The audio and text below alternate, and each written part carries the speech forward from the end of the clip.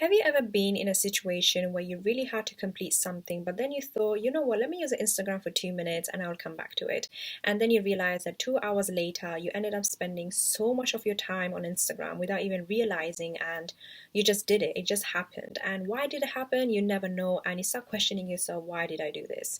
To tackle these kind of situations that I face on a daily basis almost, I had to basically do research on how to stop procrastination in a long-term manner so that I become more productive, more happy, and more energetic throughout the whole day.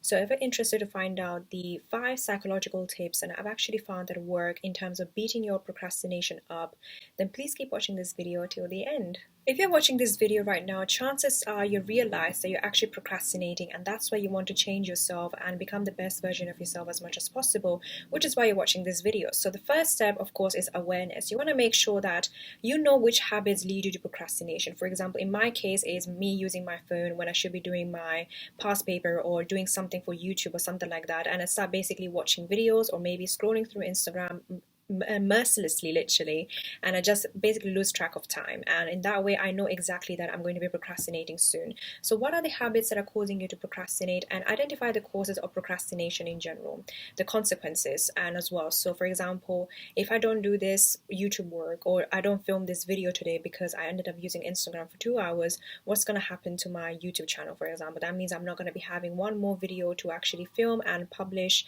so that means that I won't be able to benefit others with my videos, and someone might find my videos helpful. So I want to make sure that I'm not going to be procrastinating and I'm just going to film this video, and then maybe if have done my work, I've completed my task, that's when I can use my Instagram. So you want to make sure you're creating these kind of scenarios and you're thinking of all kinds of consequences of actually procrastinating and how that's going to affect your life in the future, and also some of the reasons why you procrastinate as well. So for example, you might be feeling lazy, bored, you might be just don't know what to do, you have too much free time. So you want to deal with those kind of situations, causes, the reasons, the consequences of procrastination, and what habits lead you to procrastination as well.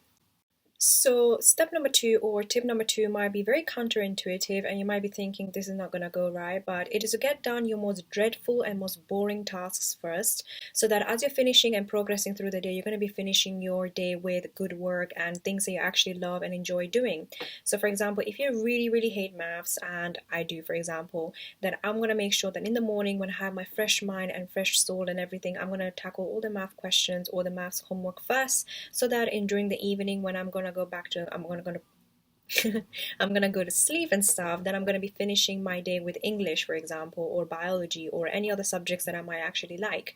So you want to make sure that you're getting over all the bad things first, basically, and then you want to finish your day off with some positive things, so that in that way you're going to be less likely to procrastinate throughout the day, because procrastination happens usually when you have done a lot of work that you actually don't like, or you're going to be now tackling something that which is really bad and something that you don't really like doing, and it's already later during the day when you have low energy already. So you want to make sure that you're tackling when you have the full energy all the dreadful tasks first, so that as you progress throughout the day, you're going to be finishing your day with good things that you actually love enjoy doing.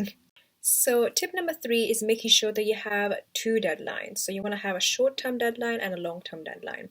A short-term deadline is basically the one that you basically make it yourself, and you're trying to basically keep yourself accountable to finish it by that day. So for example, if my essay finishes, or if the deadline for it is on the 12th of April, let's say, and I'm going to be trying to finishing it on the 2nd of April, so that I have 10 days for me to really edit the essay, or proofread the essay as much as I can, making sure that my bibliography is on point, my footnotes are on point, citations are on point, so that I'm going to give myself enough time basically to actually get the work perfectly done as best as I can and present it to the teacher as best as possible. So you want to make sure that you're having a short-term deadline, which is your own set deadline, which is way far before the actual long-term deadline, which is set by the teacher.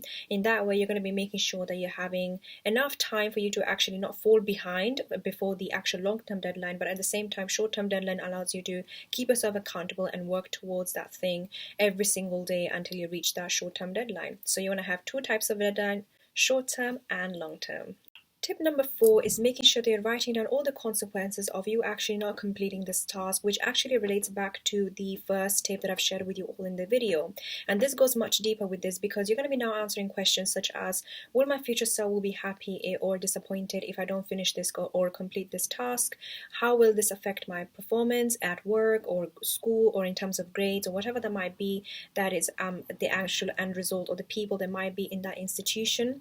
And number 3 is, of course, how will that and what will be the consequences of you actually not completing this task? So for example, if I don't finish that deadline or finish that essay by the 12th of April, then of course that means I'm going to be failing my whole year, which means I have to repeat this particular thing when I could have just, put a bit more effort and put more time into it, and I could have just passed it at least. So you want to make sure you want to avoid those kind of situations, especially if you're in a third year of any kind of degree that you're doing, because that's really important. And you want to make sure that you're on point on everything, and you want to keep everything to be done as nicely as possible so that you're not repeating anything at the end of the day, and you want to avoid those kind of situations. So you want to make sure that you're writing down all the consequences and answering those 3 questions that I've already repeated previously.